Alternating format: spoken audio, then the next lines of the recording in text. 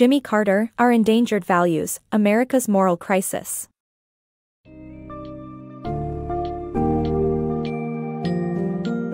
In the book, Our Endangered Values, America's Moral Crisis, former U.S. President Jimmy Carter delves into the ongoing conflicts affecting modern American society and politics, primarily the role of Christian fundamentalism in shaping policies and driving division.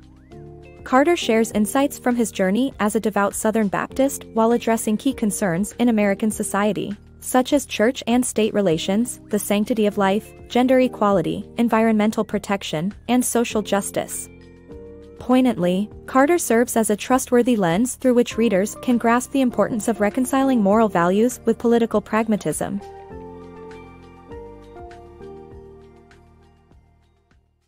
The growing political divide. The political divide in the U.S. has intensified in recent years, with party lines becoming increasingly difficult to bridge. While Republicans favor military action and view environmental legislation as economically damaging, Democrats strongly prefer diplomacy. However, a small group of Christian fundamentalist activists promoting extreme causes such as outlawing abortions or unlimited gun ownership has seized control of the government. Despite citizens' fundamental beliefs remaining unchanged, policymakers have become increasingly polarized. The rise of extreme fundamentalism. President Carter, a devout Baptist, reflects on how extreme fundamentalism has taken control of his denomination and influenced the Republican political party.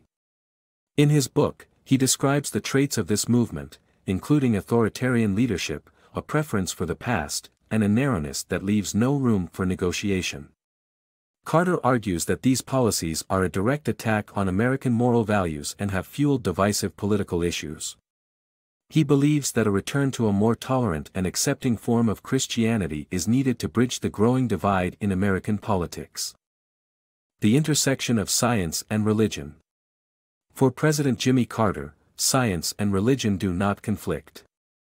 As he sees it, they are separate domains, one material, the other natural, and neither should impose on the other. Although his faith is important to him, he opposes government funding of social programs through faith-based initiatives. In his view, Christian fundamentalists who breach the wall between church and state risk violating a crucial national value. As president, Carter obeyed the Supreme Court and upheld a woman's right to choose, despite his personal opposition to abortion. He disputes current religious fundamentalists' efforts to use tax money to fund faith-based initiatives and attack judges whose decisions they find objectionable. President Carter's insight on homosexuality. In his book, President Carter discusses the issue of homosexuality through the concept of sin and forgiveness.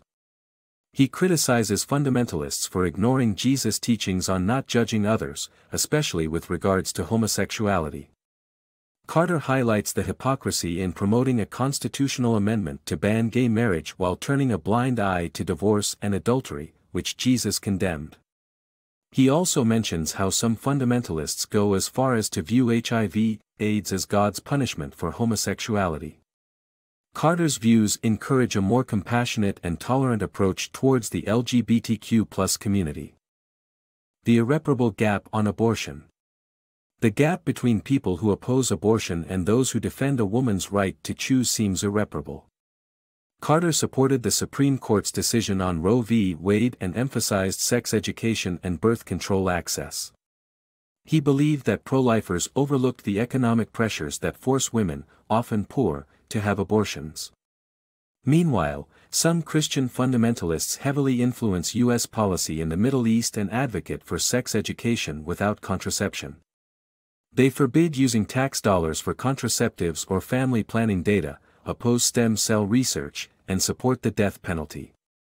Carter finds Catholics more consistent than Protestants, who deny women equal rights based on their misinterpretation of the Bible. Political fundamentalism and its dangerous effects. Religious and political fundamentalists have infiltrated the government and are using their beliefs to influence policy, often to disastrous ends. Former President Jimmy Carter highlights examples of this in his book, including threats to judicial independence, attempts to force intelligence analysts to support false claims, and disregard for the environment and human rights. In his book, Jimmy Carter warns against the dangerous consequences of political and religious fundamentalism in government. He reveals how fundamentalists have gained significant power and influence over policy, often to the detriment of society. For example, the case of Terry Schiavo highlights how political fundamentalists have infiltrated the judicial branch, threatening judges who do not align with their beliefs. Carter disagrees strongly with this language and its spirit, pointing out that fundamentalists have also attacked courts for rulings that go against their views. Furthermore, some fundamentalists advocate for the death penalty, using an erroneous interpretation of scriptures to justify their beliefs. Carter also criticizes the practice of sexual discrimination by male Christian leaders, pointing out that Jesus Christ was a great liberator of women. The dangers of fundamentalism extend beyond religious beliefs. John Bolton, former ambassador to the United Nations under George W. Bush, is a political fundamentalist who tried to force intelligence analysts to support his false claims about Cuba producing biological weapons. He also sought to dismantle the U.S. commitment to nuclear nonproliferation and arms control, displaying contempt for the UN. Carter argues that the influence of fundamentalists in government has had disastrous consequences for the environment and human rights. He cites the example of the decision to drill for oil in Alaska, which he sees as unnecessary and harmful. He also notes how fundamentalist opposition to the International Criminal Court is misguided and counterproductive. Overall, Carter's book highlights the many ways in which fundamentalism, both religious and political, has infiltrated government and threatens to undermine democracy and progress. His message is clear: we need to be vigilant and push back against the dangerous effects of fundamentalism, wherever it arises. America's violations of international law.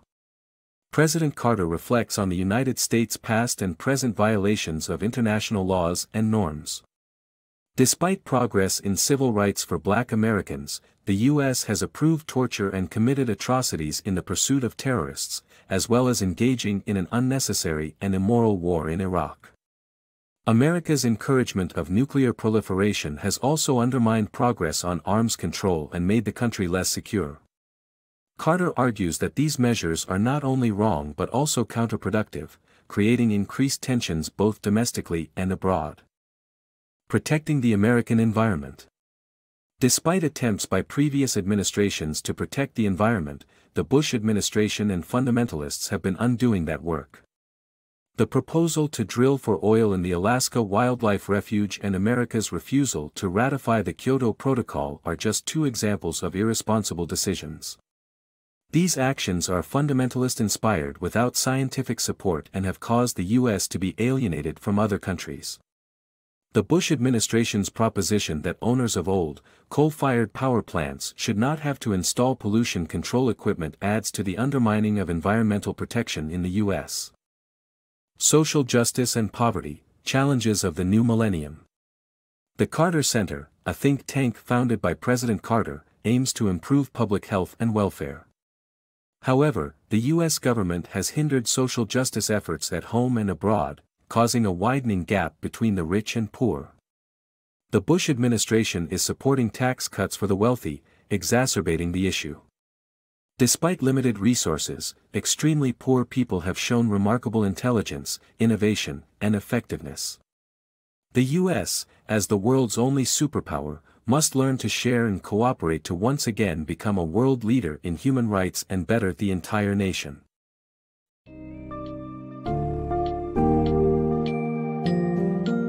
Jimmy Carter beautifully navigates the complex landscape of today's America and highlights the risks posed by the infiltration of religious fundamentalism into politics. He demonstrates the urgency in addressing the erosion of the United States' core values and global reputation. The book offers crucial insights into key societal topics such as abortion, LGBTQ+ rights, the environment, and foreign policy, as well as the imperative of restoring the separation between church and state.